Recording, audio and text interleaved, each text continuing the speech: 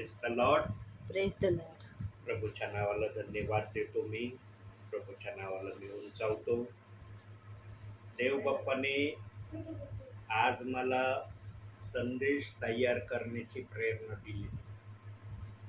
तुम्हाला प्रामाणिकपणे सांगतो, देव बाप्पाने आज मला संदेश तयार करण्याची प्रेरणा दिली नाही, पण देव बाप्पाने आज जे मला दाखवलंय ना संदेश तयार करण्याच्या वेळेमध्ये, ते मी नोट केलं नाही. आणि रस्त्याने येत असताना पण देव बाप्पाने मला त्याचं आणखी काही प्रकाशन रस्त्याने येताना दाखवलं. आता पवित्र आत्मा कशा रीतीने ते प्रगट करील, पवित्र आत्म्याला कसं ते मांडायचं आहे ते मी सांगू शकत नाही, पण एवढं निश्चित सांगतो की देवाचा आत्मा जे पण मांडेन, जे पण सांगन, ते आपल्या आशीर्वादाचं कारण असं असणार आहे. म्हणून देव बाप्पाच्या या सर्व गोष्टीचं आगत स्वागत करण्याअगोदर आपण प्रार्थनेने आपल्या या भक्तीची सुरुवात करू. समीक्षा आपल्यासाठी स्टार्टिंगची प्रार्थना करेल. आपण प्रार्थना करू. पवित्र पवित्र दर्शनाधीश परमेश्वरा, आकाश आणि पृथ्वी यांचे उत्पन्न करते ईश्वराचे. हो ईश्वराचे, आम्हा सर्वांना तो आतापर्यंत सांभाळलंस त्याबद्दल तुझे मी आभार मानते ईश्वराचे. हो ईश्वराचे, ईश्वराशिवाय तू आमच्या जीवनात जोडलीस त्याबद्दल खूप धन्यवाद ईश्वराचे. हो ईश्वर, आज भक्ती तू तुझ्या आशीर्वादित कर. हो ईश्वर, तू म्हणतो जिथे दोघे किंवा तिघे तिथे मी उपस्थित आहे. हो ईश्वर, आमच्या सर्वांचा विश्वास आहे की तो आमच्यामध्ये उपस्थित आहे. पायसाहेबांच्या तोंडून निघणारे शब्द त्यांचे लक्ष ईश्वराचे तुझे शब्द आहेत असा आम्ही सर्वजण विश्वास ठेवतो. हो ईश्वराचे, इथे असलेले लहानथोर प्रियजन याचे सर्व मी तुझा आशीर्वाद स्वीकार ईश्वराचा. छोटीशी प्रार्थना येशू ख्रिस्त याच्या गोड आणि पवित्र नावात म्हणून जाईल. आमेन. एक मराठी गीत गाऊ आपण, सर्वांना येणार गाऊ आपण. तारक तो सामर्थ्य तो आहे तुमच्या वहीमध्ये, काढा ते गीत गाऊन आपण देव बाप्पाचं गौरव करू.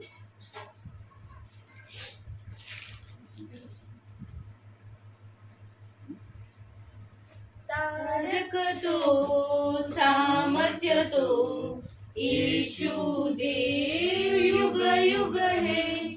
तारक तो सामर्थ्य तो ईशु देव युग युग है. हा हा हा hallelujah. Hosanna, hallelujah, hosanna, hallelujah hallelujah hallelujah hallelujah hallelujah hallelujah. हा दिवस प्रभूचा आहे, आपण उल्हास आनंद करू. हा दिवस प्रभूचा आहे, आपण उल्हास आनंद करू. किती थोर तो देव, सर्वच आपणा दिले. हालेलुया. किती थोर तो देव, सर्वच आपणा दिले.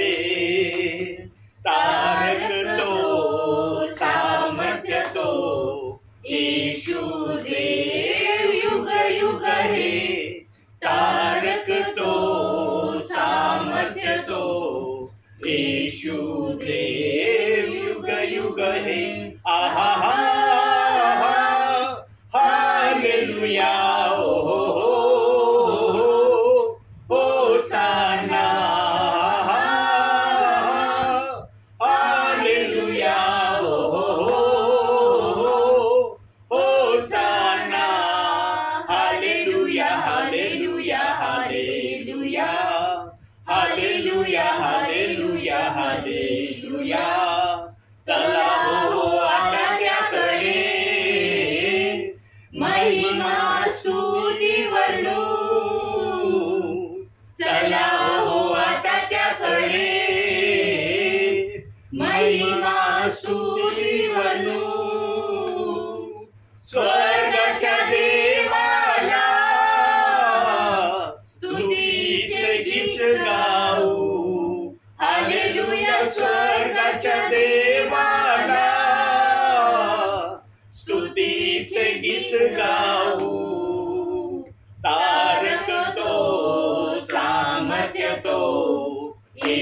यीशु देव युग युग हे तारक तो सामर्थ्य तो यीशु देव युग युग हे आहा हालेलुया ओ हो होसाना हालेलुया ओ हो hosanna hallelujah hallelujah hallelujah hallelujah hallelujah hallelujah त्याचा अनुभव घ्या किती तो चांगला आहे त्याचा अनुभव घ्या किती तो चांगला आहे सैतानी बंधनातून आपणाला सोडवितो हालेलुया सैतानी बंधनातून आपणाला सोडवितो तारक तो सामर्थ्य तो यीशु देव युग युग हे तारक तो सामर्थ्य तो यीशु देव युग युग हे आहा हालेलुया ओ हो होसाना हालेलुया ओ hosanna hallelujah hallelujah hallelujah hallelujah hallelujah hallelujah hallelujah hallelujah hallelujah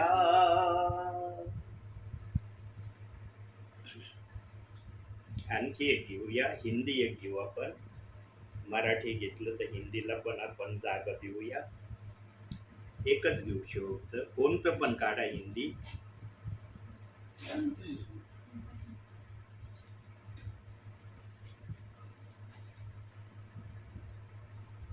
जे तुम्हाला आवडेल ते काढा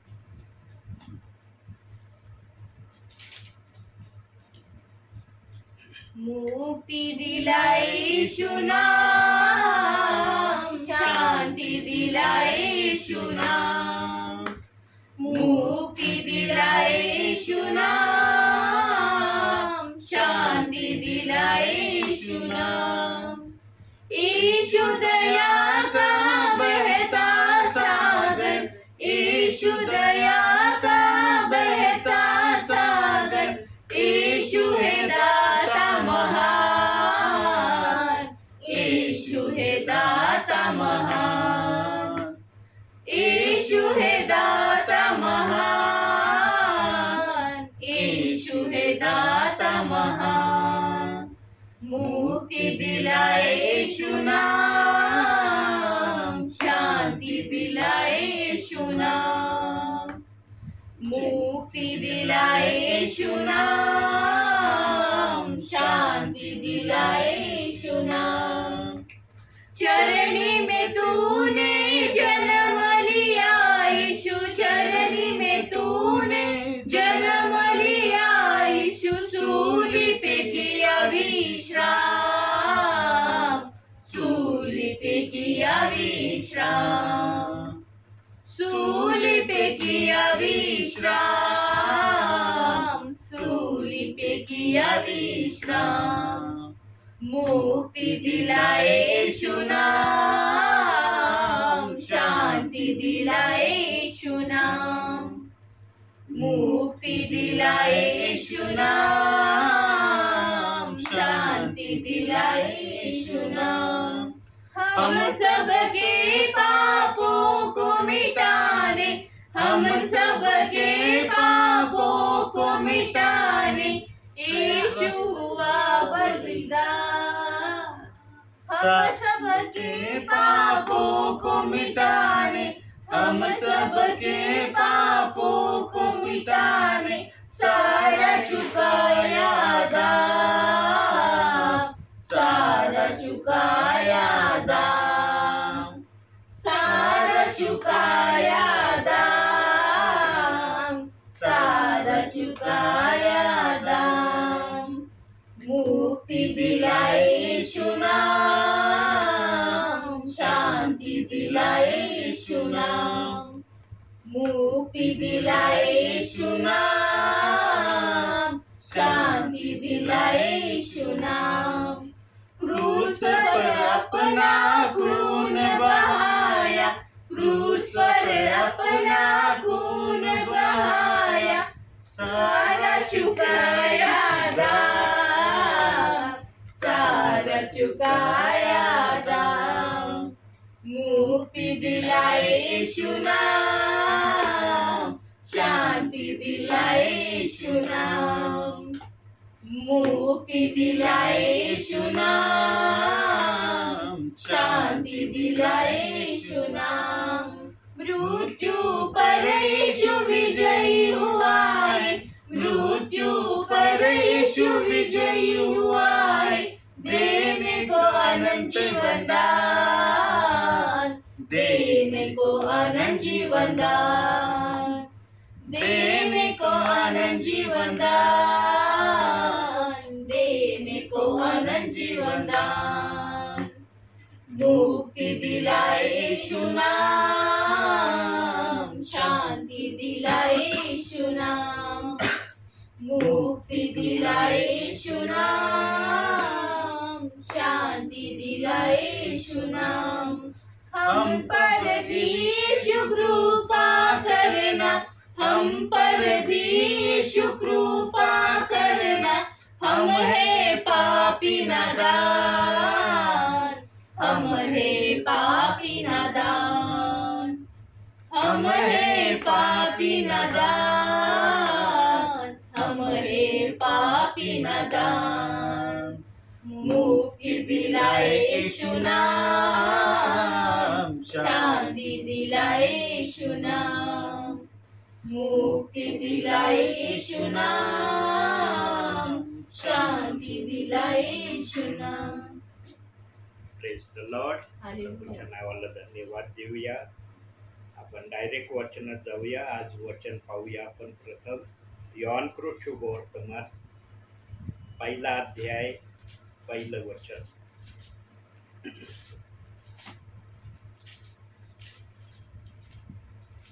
प्रारंभी शब्द होता, शब्द देवासह होता आणि शब्द देव होता. प्रियांनो, देवाचं अस्तित्व देवाने या वचनातून प्रगट केलंय की देवाचं अस्तित्व शब्दामध्ये होतं आणि त्या शब्दामध्ये देवाचे वास्तव्य होतं. बघा, शब्द होता आणि त्या शब्दामध्ये त्याचं शरीर होतं. म्हणून वचनात सांगितलं देवाला कधी कोणी पाहिले नाही आणि कोणी पाहणार पण नाही. पण देवाचं अस्तित्व शब्दाने तयार झालेलं आहे किंवा देवाने आपलं अस्तित्व शब्दाने तयार केलं असं म्हणायला काय हरकत नाही. आणि मग देव बाप्पाने जेव्हा प्रथम आपलं अस्तित्व प्रस्थापित केलेलं, जेव्हा देव बाप्पाला दिसलं तेव्हा त्याच्या मनामध्ये एक इच्छा आली. देवाच्या मनामध्ये सुद्धा इच्छा आली. देवाच्या मनामध्ये पण इच्छा आहेत हे या गोष्टीवरून सिद्ध होतं की देवाला एक इच्छा झाली. काय इच्छा झाली?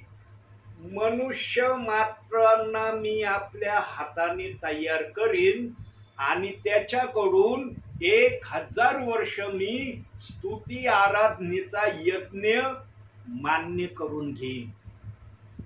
पण या स्तुती आराधनेच्या यज्ञाला लुसिफरने, सैतानाने पूर्ण होऊ दिलं नाही हे आपल्याला माहित आहे.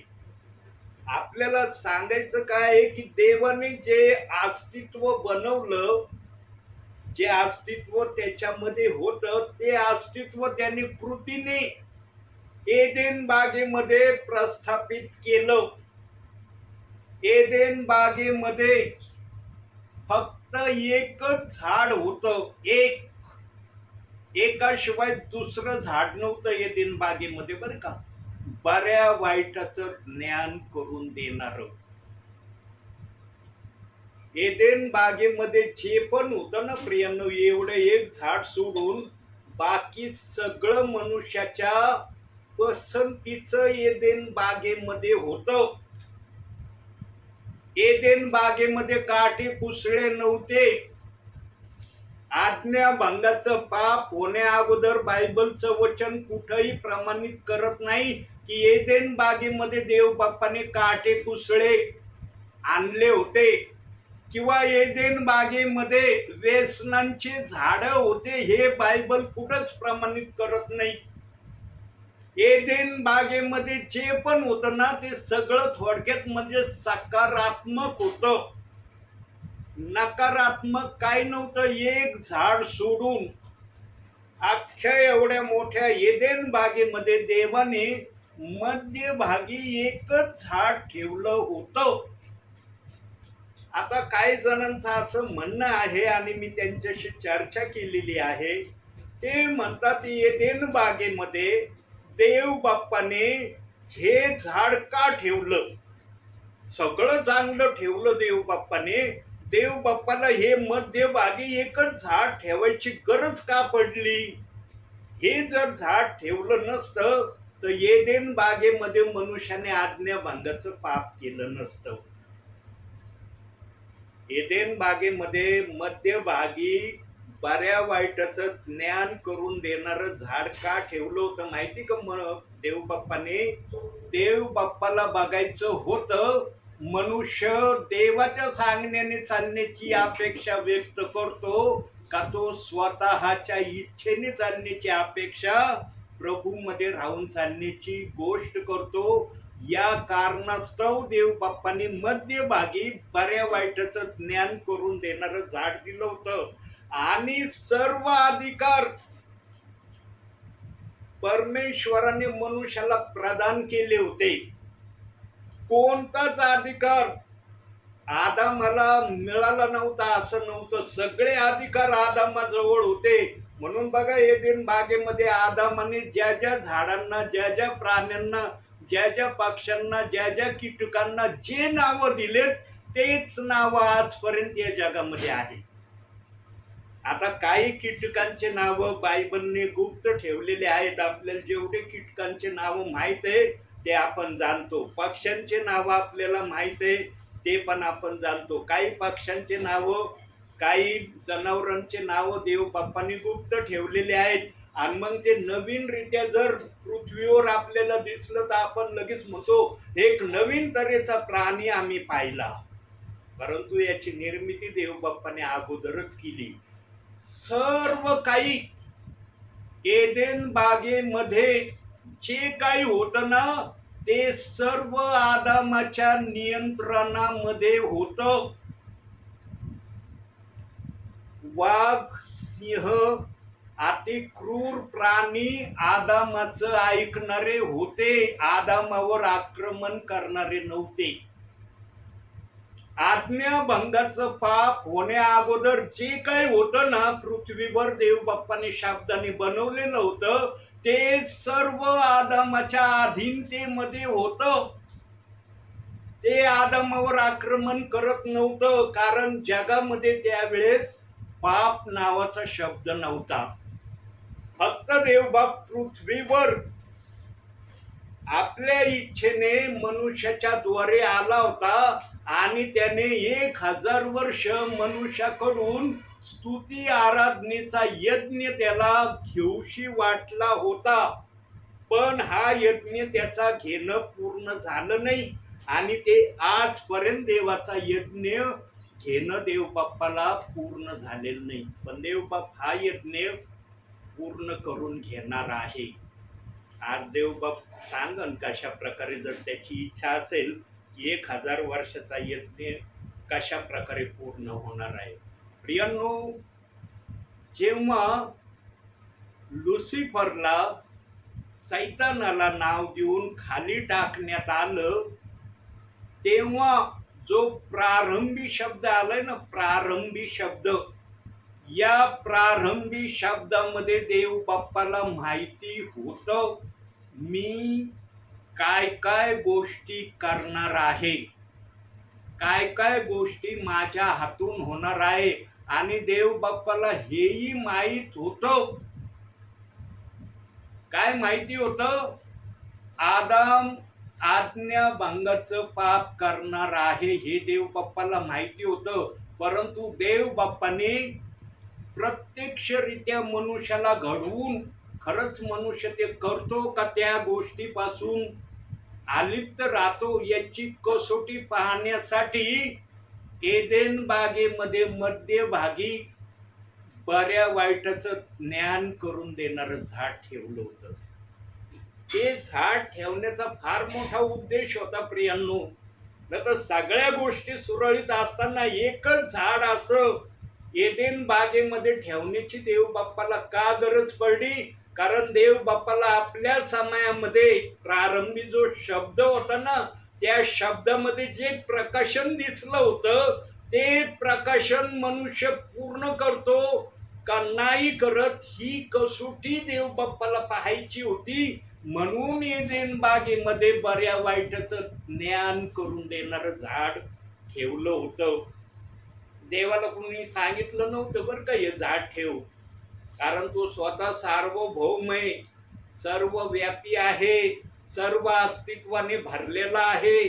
त्याला कोणाच्या मार्गदर्शनाची सजेशनाची गरज लागत नाही. त्याला फक्त मनुष्याला तपासायचं होतं, मला जे प्रकाशन दिसलंय ते प्रकाशन देवबाप मनुष्य करतो की नाही कसोटी पाहण्यासाठी, मनुष्याची चाचपणी करण्यासाठी किंवा मनुष्याची मनाची काय म्हणतात एकाग्रता तपासण्यासाठी ते झाड बऱ्या वाईटाचं एदेन बागेमध्ये मध्यभागी ठेवलं होतं. पण देव बाप्पाने आज्ञा पण दिली होती. झाड ठेवलं होतं तर आज्ञा पण दिली होती आणि आदमाला सांगितलं पण होतं की बागेमध्ये सगळ्या गोष्टी तुझ्या शरीरासाठी पोषक मी तयार केल्यात, फक्त बऱ्या वाईटाच्या झाडाजवळ जायचं नाही, त्याला शिवायचं नाही, त्याचं फळ खायचं नाही. देव बाप्पाने सांगितलं नाही असं काही नाही आदामाला ते विनंतीपूर्वक सांगितलं होतं. देवाने जबरदस्ती नव्हतं सांगितलं. जबरदस्तीने जर सांगितलं असतं ना आदमाला की त्या झाडाजवळ जायचं नाही, त्याला शिवायचं नाही, त्याचं फळ खायचं नाही, तर आदमाने केलंच नसतं. विनंती केली होती, त्या झाडाकडे जायचं नाही, त्याला शिवायचं नाही, त्याचं फळ खायचं नाही. आणि हीच गोष्ट त्यांनी प्रामाणिकपणे आपली सहकारणी जी हव्वा होती तिला पण आदामाने प्रामाणिकपणे सांगितलं होतं. जे प्रभूने त्याला सांगितलं तेच त्याने हव्वेला सांगितलं. पण या दोघांमध्ये विभिन्नता आणण्यासाठी लुसिफर सैतान हा सापाच्या स्वरूपाने बागेमध्ये आला. त्यावेळेस साप सरपटणारा नव्हता बरं का. साप म्हणलं म्हणजे आपल्या डोळ्यासमोर लगेच चित्र होते, अरे असा असा सरपटत चालतो. त्यावेळेचा साप सरपटत चालत नव्हता, तो मनुष्यासारखा होता. मनुष्यासारखं सर्व त्याला होतं, पण त्याला साप हे नाव होतं. प्रभूंनी जेव्हा त्याला शाप दिला तेव्हा तो सरपटायला लागला. शाप देण्यापूर्वी तो सरपटणारा नव्हता. म्हणून तुम्हाला मी सांगितलं ना की आज मला देव बाप्पांनी संदेश तयार करण्याची प्रेरणा दिली नाही. मला देवाने जी गोष्ट नाही न करायला सांगितली मी करतच नाही. मला देव बाप्पा आज तुला आपल्या मनातलं जे काही कळवायचं असेल ते कळवण्यासाठी मी तयार आहे. आणि देवबाप सांगत आहे की एदेन बागेमध्ये तुम्ही जे पाहिलं नाही, तुम्ही जे ऐकलं नाही, ते देव बाप्पाच्या इच्छेला येते तसं तो तुम्हाला कळवित आहे. शाप दिल्यावर तो सरपटायला लागला. शाप देण्या अगोदर तो सरपटणारा प्राणी नव्हता. आणि एदेन बागेमध्ये साप एकदा आला आणि लगेच पाप झालं असं झालेलं नाही. कित्येक वर्ष त्याची नोंद नाहीये बायबलमध्ये. कारण जगामध्ये जोपर्यंत पाप नव्हतं तोपर्यंत कशाची नोंद नव्हती. बिगर नोंदीचं होतं. हे पण रहस्य मी तुम्हाला दाखवीन वचनातून की बिगर नोंदीचं सर्व काही होतं. म्हणून जेव्हा आदमाने पाप केलं, आज्ञाभंग केली, तेव्हापासून सगळ्या गोष्टीचा नियम सुरू झाला. त्याला एदेन बागेतून बाहेर काढल्यावर देव बाप्पाने चांगले झाड आणि वाईट झाडे हे देव बाप्पाने अस्तित्वात आणले. मग ते त्याचा स्वाद घ्यायचा नाही घ्यायचा तुझ्यावर प्रभूने ठेवलं. आज आहे ना व्यसनांचे काही झाड. आपल्याला माहिती ना व्यसनांचे झाड कोणकोणते आहेत. ते झाड एदेन बागेमध्ये नव्हते. कारण जोपर्यंत पृथ्वी पवित्र होती तोपर्यंत अपवित्र वस्तू एदेन बागेमध्ये नव्हती. फक्त बऱ्या वाईटाचं ज्ञान करून देणाऱ्या झाडा व्यतिरिक्त जे पण होतं ना एदेन बागेमध्ये ते सर्व काही देवाच्या पसंतीचं होतं. पण जेव्हा मनुष्याने देवाची पसंती नाकारली, एदेन बागेतून बाहेर काढलं, तेव्हा देव बाप्पाने आज आम्हाला ज्या जे चांगले झाडं वाईट झाडं माहिती ना थोडे बहुत, हे सगळे काही देव बाप्पाने बनवायला सुरुवात केली. प्रियांनो, तुम्हाला सांगितलं ना की एदेन बागेमध्ये पाप होण्या अगोदर कोणत्याही वर्षाची नोंद नव्हती. सैतान वारंवार एदेन बागेमध्ये यायचा, वारंवार यायचा. पण ते इतके पवित्र होते आदाम हव्वा, त्याच्या समोर जाण्याची सैतानाची हिम्मत होत नव्हती. कारण सैतान हा प्रभू परमेश्वराच्या नजरेमध्ये नाकारलेला प्राणी होता. जी वस्तू देवाच्या नजरेमध्ये नाकारली जाते ना प्रियांनो, ती वस्तू कोणाच्याही नजरेमध्ये स्वीकारलेली जात नाही. आणि सैतान लुसिफर हा नाकारलेला प्राणी देवाच्या नजरेत होता आणि त्याला भय वाटायचं. तो बागेत यायचा परत निघून जायचा. बऱ्याच वेळेस त्याची अशी गडबडी झाली, बागेत आलं पण त्याला हिम्मत नाही झाली आदामाकड आणि हव्वेकड जाण्याची. लांबूनच पाहिला आणि निघून गेला.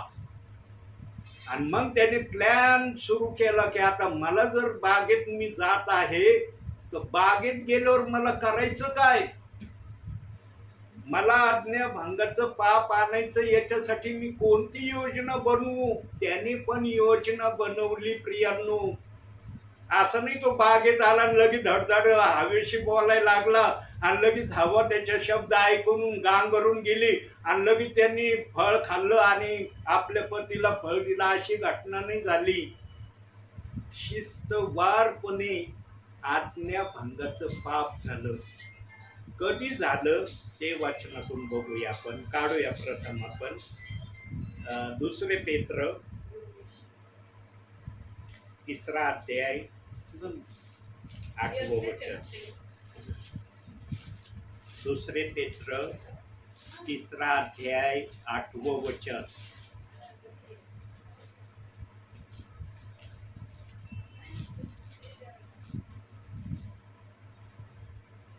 तरी प्रियजन हो, ही एक गोष्ट तुम्ही विसरू नका की प्रभूला एक दिवस 1000 वर्षांसारखा आहे आणि हजारो वर्ष एका दिवसासारखी आहे. बघा, आमचा प्रभू फक्त 1000 वर्ष म्हणजे 1 दिवसासाठी त्या बागेत होता.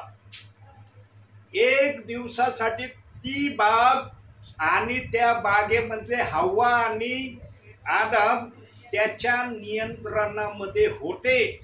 पण कधी कधी देवबाप त्यांना मोकळं सोडत होता.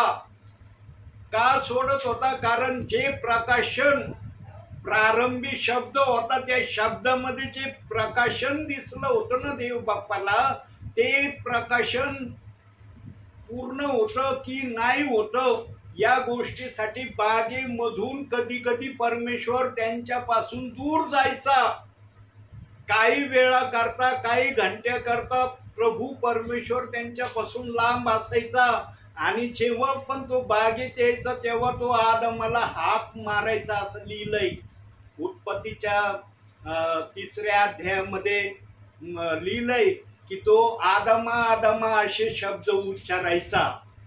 प्रियांनो, जेवपर्यंत पाप झालं नाही तोपर्यंत प्रभू परमेश्वर नित्य नियमाने कोणत्याही वेळेला या उभयतांपासून दूर जायचा आणि मग पुन्हा त्यांच्याकडे यायचा. आणि जेव्हा प्रभू परमेश्वर दूर जायचा तेव्हाच हा लुसिफर प्लॅनिंग करायचा बागेमध्ये येण्याची. जोपर्यंत परमेश्वर बागेमध्ये आहे लुसिफर पाय देखील बागेत ठेवत नव्हता. आज्ञाभंगाच्या पापाच्या वेळेस आम्हाला दिसतं की प्रभू परमेश्वर बागेमध्ये नव्हता. जेव्हा बागेमध्ये प्रभू परमेश्वर आला तेव्हा आदम आणि हवा अंजिराच्या झाडामागं जाऊन लपले. वचन स्पष्ट सांगतं प्रियांनो, जेव्हा जेव्हा प्रभू परमेश्वर दूर जायचा तेव्हा तेव्हा लुसिफर बागेमध्ये यायचा. पण या पवित्र पुरुषांना पाहून तो पण घाबरायचा.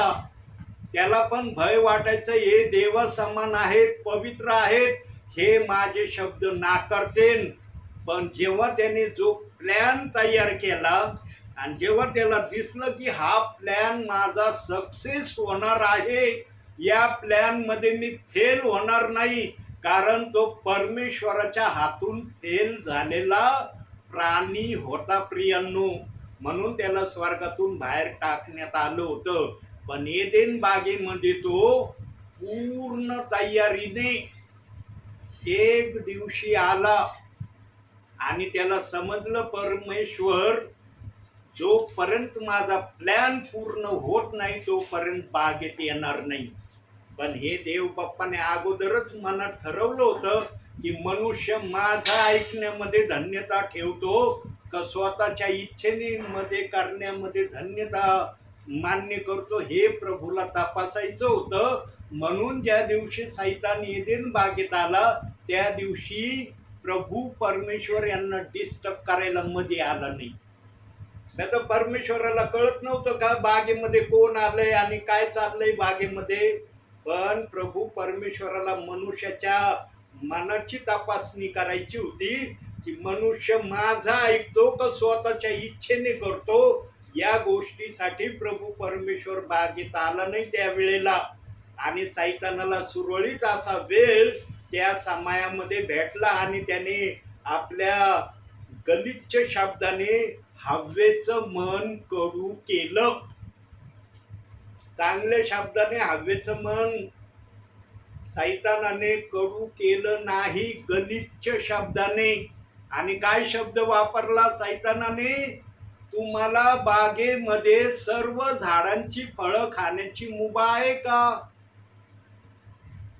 असा प्रश्न विचारला. हव्वा क्षणभर गांगारून गेली आणि ती म्हणली हो आम्हाला सगळे फळं खाण्याचा अधिकार आहे. मग तो म्हणला ते मध्यभागी झाड आहे त्याचं फळ खाल्लं का? नाही नाही नाही त्याचं नाही खाल्लं, त्याच्या जवळ मी गेले नाही. का बरं नाही गेली? कारण माझ्या पतीने सांगितलं त्या झाडाजवळ जायचं नाही, ते झाड खाण्यालायकीचं नाही, ते झाड प्रभू परमेश्वराच्या इच्छेने प्रभूने ठेवलंय, तिथं कोणाला जाण्याची परवानगी नाही. मग त्यांनी हव्वेला सांगितलं तिथं कोणाला जाण्याची परवानगी का नाही?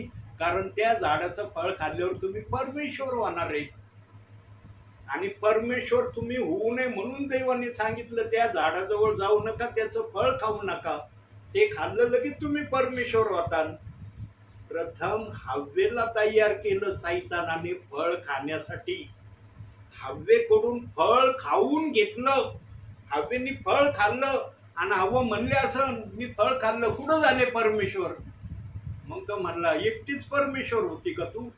तुझ्या पतीला नाही परमेश्वर करण्याची इच्छा होत का? देवाने तुम्हा दोघांना घडवलंय ना या बागेमध्ये, तू एकटीच सर्व काही घ्यायला मागती का? आपल्या नवऱ्याला काही देण्याची इच्छा नाही का? प्रीती आहे का नाही तुझ्या नवऱ्यावर तुझी? आणि अशा शब्दाने तिला भुरवलं आणि मग ती आपल्या पतीकडे गेली आणि मग पतीला ती आपल्या शब्दाने बोलली.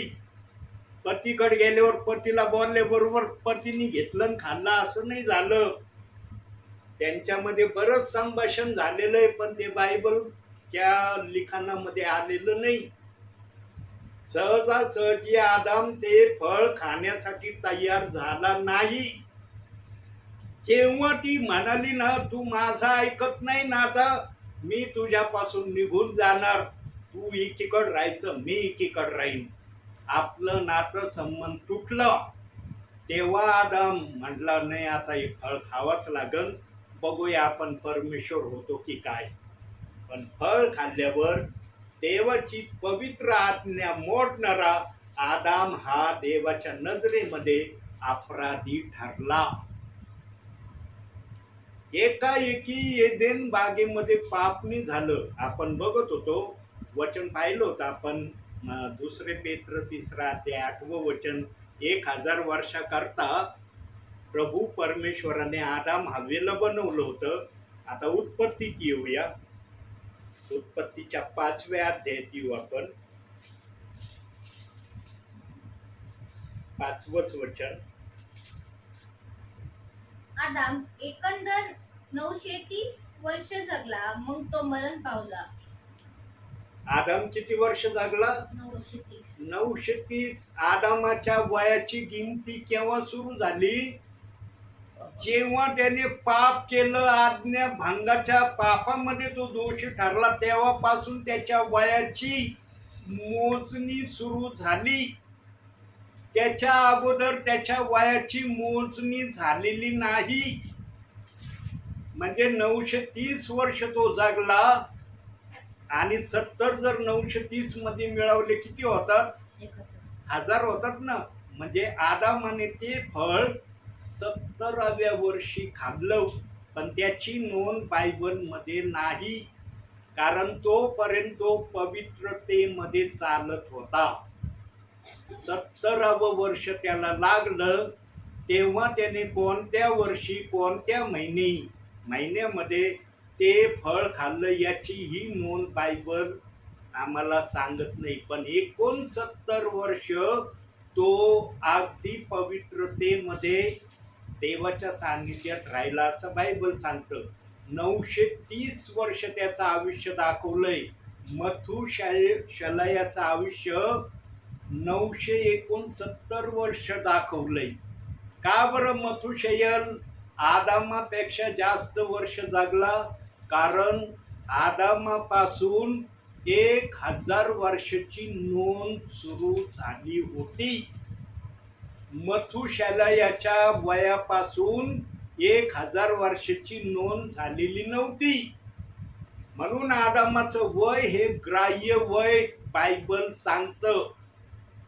प्रियांनो, 70व्या वर्षी जेव्हा आदामाने ते फळ खाल्लं, मग त्यांना बागेतून बाहेर काढलं आणि देवबाप्पांनी जो शाप दिला, तू निढाळ्याच्या घामाची भाकर खाशील, ती भाकर आजपर्यंत खाल्ली जाते का नाही? निरनिराळे काम आहेत, कष्टाचे काम आहेत, आरामाचे काम आहेत, हर प्रकारचे काम आहेत, पण सर्व कामाची मजुरी एकच आहे.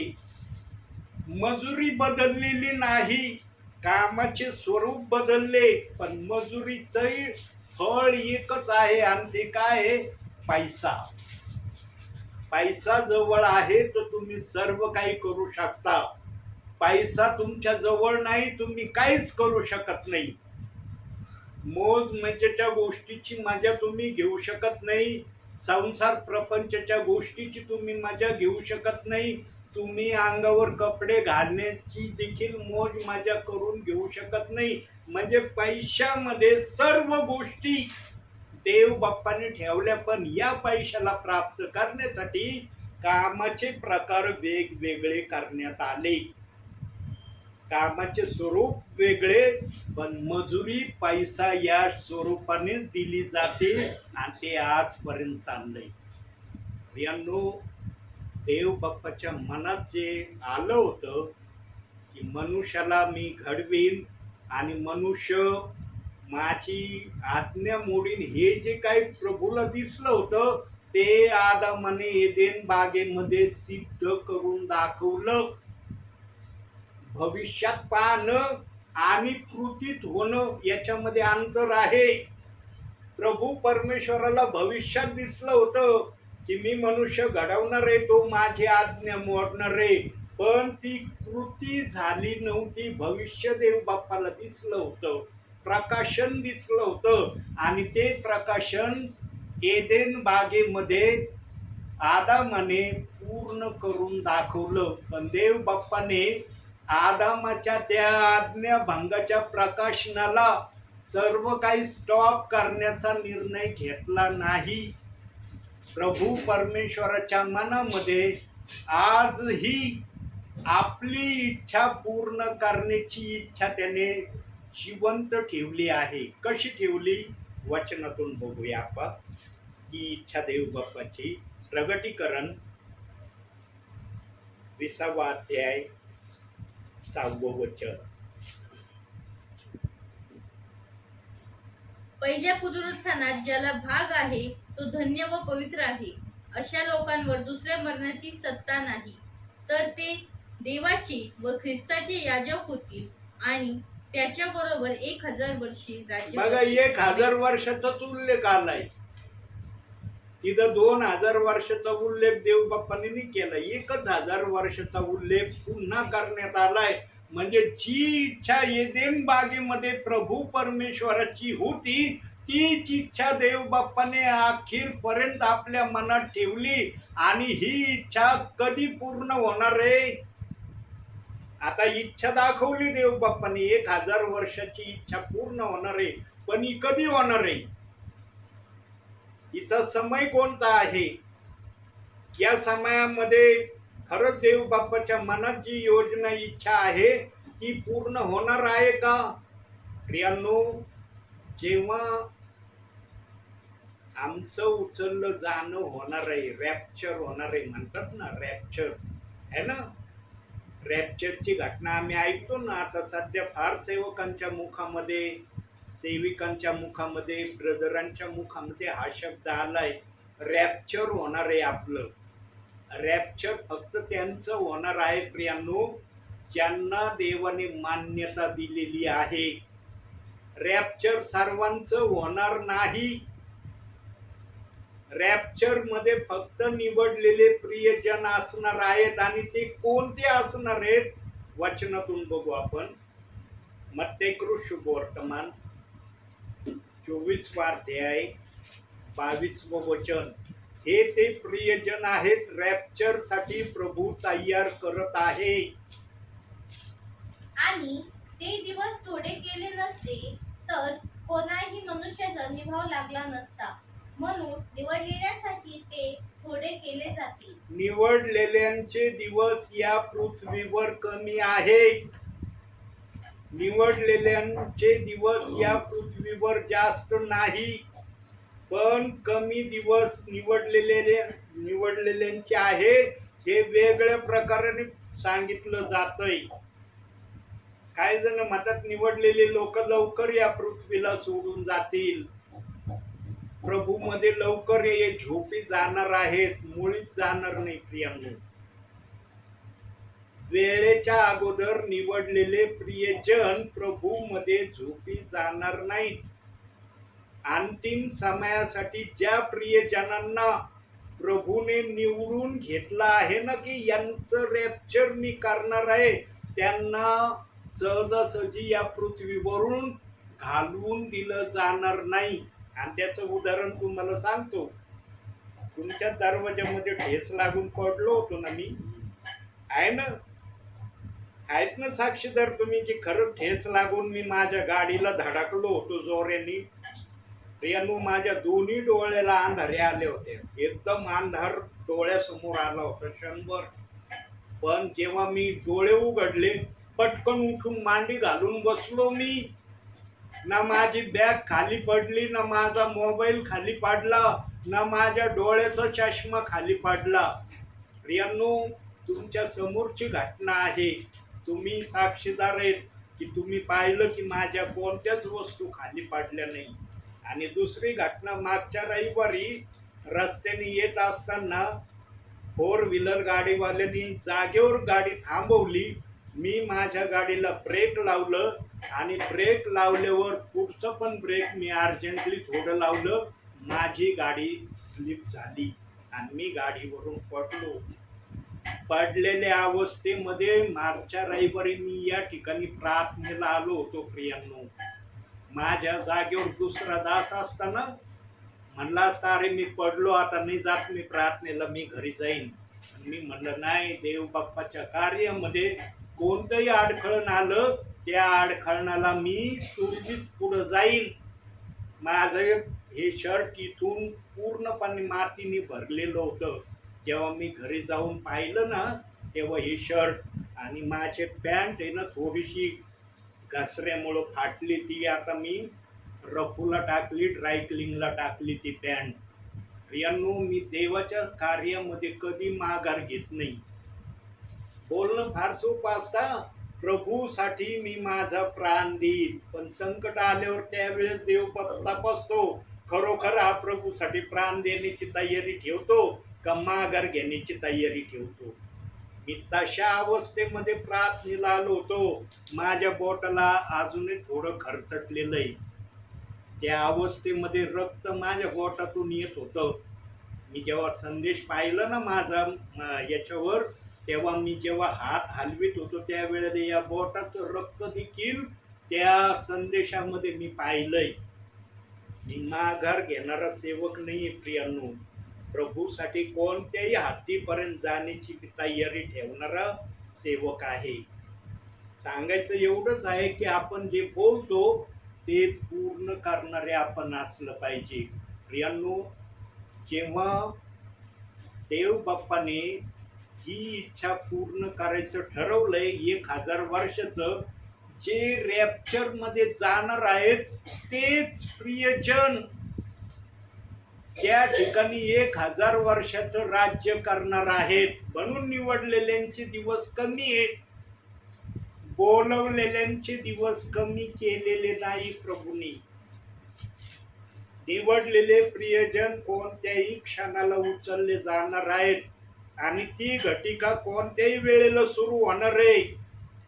तिचा काल मर्यादा बायबलनी सांगितलेला नाही, पण अंतिम समय जर सुरू झालाय आणि देवाने एक प्रमाण दाखवलंय. काय प्रमाण दाखवलंय? निवडलेले प्रियजन उचलण्याचं प्रमाण देव बाप्पाने बायबलमध्ये दाखवलेलं आहे. ते बघूया वचन आपण. कोणतं प्रमाण दाखवलंय निवडलेल्यांना उचलण्याचं? मत्तेकृत शुभवर्तमान 24वा अध्याय 21वं वचन.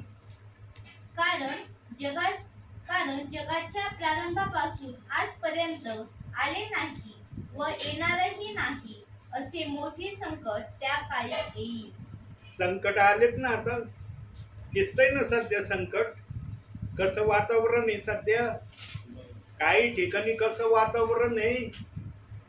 आता शिकत थोडेसे संकटाचं काही झलक फक्त देव बाप्पाने सुरू केली. बायबलमध्ये तर फार मोठमोठाले संकट सांगितलेले आहेत. जुन्या करारामध्ये प्रामुख्याने ते सांगितलेले आहेत. आज सोनं टाकतंय का कुणी रस्त्यावर? 1 ग्रॅम सोनं रस्त्यावर कुणी टाकीत आहे? पण कचऱ्यासारखं सोनं टाकण्यात येणार आहे. ती घटका अजून आली नाही, येणार आहे ती घटका. वचनाचा दुष्काळ पडणार आहे. सध्या आहे ना आमच्या जवळ बायबल. जोपर्यंत निवडलेले प्रियजन या पृथ्वीवर आहेत तोपर्यंत बायबल राहणार आहे. निवडलेले प्रियजन उचलले ना, मग वचनाचा दुष्काळ स्टार्ट होणार आहे.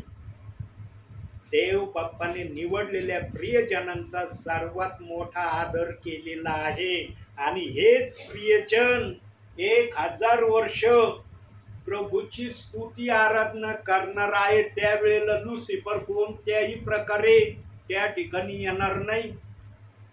त्यावेळेस त्याला अधोलोकात ठेवलं जाणार आहे 1000 वर्षाकरता. त्या अधोलोकातून तो बाहेर येणार नाही. पूर्ण तयारीनिशी देवबाप आपले 1000 वर्षाचे दिवस आमच्याकडून जे निवडलेले प्रियजन आहेत त्यांच्याकडून करून घेणार आहे. आणि निवडलेल्या प्रियजनांची पहिली ओळख देवबाप्पाने वचनातून सांगितलेली आहे. निवडलेले प्रियजन वचनाप्रमाणे आचरण करणारे असतात. ते कोणत्याही वचनाला दोष लावणारे नसतात. या ठिकाणातून देवबाप्पाने निवडलेल्या प्रियजनांची सुरुवात केलेली आहे. आणि बायबलच्या आत्म्याने कुठेही वचनात असं दिलं नाही की माझ्या वचनाला तुम्ही दोष लावा. हा शब्द देवाच्या आत्म्याने अख्ख्या बायबलमध्ये मी कुठंच वाचला नाही. जो देव पवित्र बायबल आपल्या इच्छेने घडवतो, तो देवबाप आपल्या वचनाला दोष लावणारं वचन आपल्या पवित्र शास्त्रात ठेवील का? सर्वात उत्तम रित्या 4 शुभवर्तमानामध्ये योहानाला हे बायबल मधलं सर्वात महत्वाचा हिस्सा त्याच्या हाती लागला. आणि त्याने आपल्या योहान या शुभवर्तमानाची सुरुवात कशाने केली? योहानाच्या पहिल्या अध्यायाच्या पहिल्या वचनाने. म्हणजे देवाची स्टार्टिंग जी आहे ते योहानाला मिळालेलं आहे. आणि त्याचं प्रकाशन देवबाप जसं पण माझ्या मुखातून आपल्यापर्यंत कळवित आहे ते तुम्ही ऐकत आहात. बायबल शिवाय माझ्याजवळ दिसतंय का काही तुम्हाला? अजून बायबलची चैन सुद्धा मी उघडलेली नाही. प्रियांनो, मला देवबाप जे दाखवतो ते देवबाप माझ्याद्वारे पूर्ण करून घेतो. पण तो आपल्या इच्छेने करून घेतो, माझ्या इच्छेने नाही. माझी इच्छा तर फार मोठी आहे की खोलातलं खोल सांग प्रभू. पण देवबाप तेवढंच सांगतो जेवढं देवबाप्पाला आवश्यक वाटतं. कारण तो मनाचा मालक आहे, मनाचा राजा आहे. त्याला जेवढं सांगण्याची तो अपेक्षा ठेवतो, त्या अपेक्षाच्या पुढे आम्ही जाऊ नये. म्हणून आम्ही प्रभूचं ऐकणारे असलं पाहिजे. आम्ही आमच्या इच्छा प्रभूला कळवणारे नसलं पाहिजे. तू थोडं का सांगतो? जास्त सांग ना. माझी इच्छा आहे जास्त सांग. देवाची इच्छा जेवढी आहे तेवढं तो सांगणार आहे. आणि 1000 वर्षाचं कार्य पूर्ण व्हावं, निवडलेले प्रियजन वेगळे केले जावे, ही प्रक्रिया या समयात चालली. आणि हा अंतिम समय जेव्हा देव बाप्पाला दिसेल की माझे निवडलेले प्रियजन माझ्या इच्छेप्रमाणे माझ्या राज्यात आले, त्यावेळेला रॅप्चर सुरू होणार आहे. आणि ती घटना कोणत्याही वेळेला होणार आहे. ती घटना काही देवबाप आम्हाला सांगून सुरू नाही करणार. आता मी रॅप्चरची घटना सुरू करत आहे. एकाएकी जागोजागी निवडलेले प्रियजन उचलण्यात येतील. विमानात असले ते उचलले जातील, गाडीत असले ते उचलले जातील, रेल्वेत असतील ते उचलले जातील, बाईकवर जात असतील ते उचलले जातील, सायकलवर कुणी असेल ते उचलले जातील, कुणी पायी पायी चालत असतील ते उचलले जातील. उचलण्याच्या प्रक्रिया वेगवेगळ्या, पण फक्त निवडलेले प्रियजन मत्ते 24-22 वचनाप्रमाणे होणार आहे. देव बाप आपल्या इच्छेने आपल्या इच्छा पूर्ण करणार आहे. प्रियांनो, तो मनुष्याच्या सांगण्याने आपल्या इच्छा पूर्ण नाही करणार, लक्षात ठेवा. म्हणून आम्ही प्रभूच्या भयामध्ये राहून, प्रभूने जो आम्हाला शब्द दिलाय, जागृत राहा, तयारीत असा, हा जो शब्द आमच्यासाठी दिलाय, याची तयारी या समयामध्ये सेवकांच्या द्वारे विश्वासणाऱ्यांची देवबाप करत आहे. आता जे विश्वासणारे या तयारीमध्ये येतील त्यांना देवाकडून आशीर्वाद मिळेल. आणि 1000 वर्षाच्या राज्यामध्ये त्यांचं पण नाव देवबाप लिहील. म्हणून प्रियांनो, तयारीचा हा समय आहे. आम्ही पूर्ण तयारीनिशी देवाच्या सांगण्याप्रमाणे स्वतःला तयार करावं, ही देवबाप आमच्याकडून अपेक्षा करत आहे. म्हणून प्रियांनो, देवाची इच्छा कधीही भंग होणार नाही. जी भंग झाली इच्छा, ती इच्छा देवबाप आपल्या समयामध्ये पूर्ण करणार आहे. आणि ते वचन आहे प्रगटीकरण 20वा अध्याय 6वं वचन जे आपण वाचलं. प्रियांनो, देवाने जी योजना मनात बनवली त्या योजनेला तो पूर्ण करणार आहे. म्हणून शेवटी एक वचन बघू आपण आणि मग या ठिकाणी मी थांबतो. काढूया आपण योहानकृत शुभवर्तमानच काढूया, 15वा अध्याय काढूया, 6वं वचन वाचा. कोणी माझ्यामध्ये राहिला नाही तर त्याला फाट्याप्रमाणे बाहेर टाकतात व तो वाळून जातो, आणि तसले फाटे गोळा करून अग्नीत टाकतात व ते जळून जातात. आमेन. प्रियांनो, फाट्याप्रमाणे देवबाप्पाचा शब्द आहे. जळून जातात म्हणजे काय माहिती का? नरकात नाही टाकले जात बर का. आता इथं सांकेतिक भाषेमध्ये, रूपकामध्ये, बायबलच्या प्रस्तावनेच्या याच्यात दिलेलं आहे की हे भाषांतर कशा कशा प्रकारे देवबाप्पाने ठेवलंय. इथं अग्नी म्हणलं म्हणजे लगेच त्याला अग्नी टाकतील असा अर्थ नाही त्या ठिकाणी. रूपकामध्ये, सांकेतिक भाषेमध्ये काही काही शब्दांना देवबाप्पाने ठेवलंय. जे माझं ऐकणार नाहीत त्यांना माझ्या बरोबर राज्य करायला मिळणार नाही. ते देवाच्या राज्याबाहेर राहतील. म्हणजे कुठं राहतील? देवाच्या राज्याबाहेर राहतील म्हणजे कुठं राहतील? नरकात राहतील का? नाही. ते कुठं राहतील बघूया.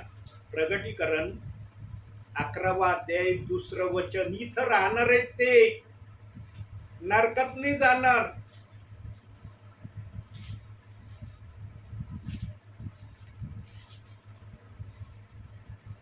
तरी मंदिराबाहेरचे अंगण सोड, त्यांचे माप घेऊ नको, कारण ते विदेशी लोकांस दिले आहे आणि पवित्र नगर ते 42 महिने तुडवतील. ज्यांनी ज्यांनी देवबाप्पाचं ऐकलं नाही त्यांची जागा इथं आहे.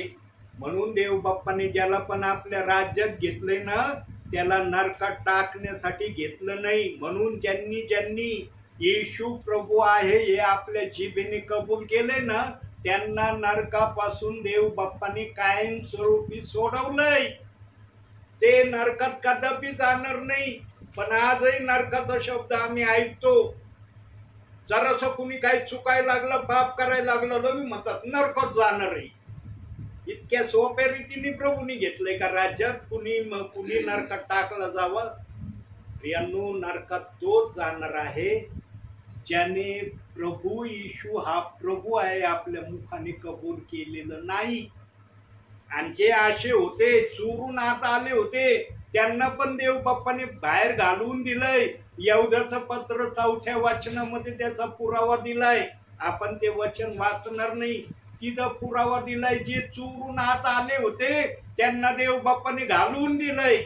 नका माझं नाव घेऊ तुम्ही. तुमची निवडच नाहीये माझ्या राज्यामध्ये. तुम्ही चोरून आलात ना, तुम्ही बाहेर व्हा. पण जे आपण आज प्रभूमध्ये आहोत, प्रभूचं नाव घेत आहोत, आपण एक तर स्वर्गात राहू किंवा स्वर्गाच्या बाहेर जे अंगण आहे तिथं राहू. म्हणून वचनाप्रमाणे आचरण करणं या समयामध्ये तरी प्रत्येकाने मान्य करावं. आतापर्यंत आम्ही जे काही केलं ठीक आहे, पण आता तरी वचनाप्रमाणे चालण्यासाठी स्वतःला प्रभू समोर आणा आणि बायबलचं कोणतंही वचन दोष लावण्याचं वचन नाही हे प्रत्येकाने मान्य करावं. याची अपेक्षा देवबाप आजही करत आहे. म्हणून अंतिम समयामध्ये आम्ही चांगले निर्णय घेतले तर आमचं चांगलं होईल. आम्ही जर निर्णय बदलले नाही, आम्ही आमच्या निर्णयानेच चाललो, मग आमची जागा वचन दाखवतोय कुठं आहे. म्हणून स्वर्गात येणं आपल्या हातात आहे आणि स्वर्गाच्या बाहेर राहणं पण आपल्या हातात आहे. आता तुम्हाला डिसिजन घ्यायचा आहे मला कुठं राहायचं आहे.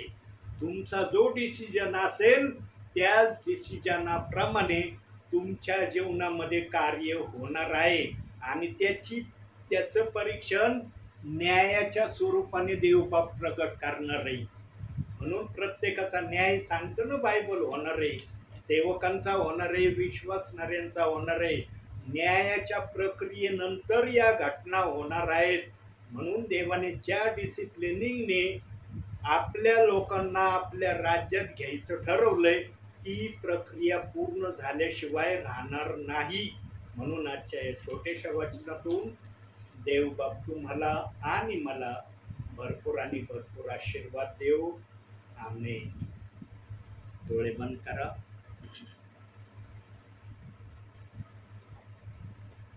शांत राहूया काही सेकंद आपण.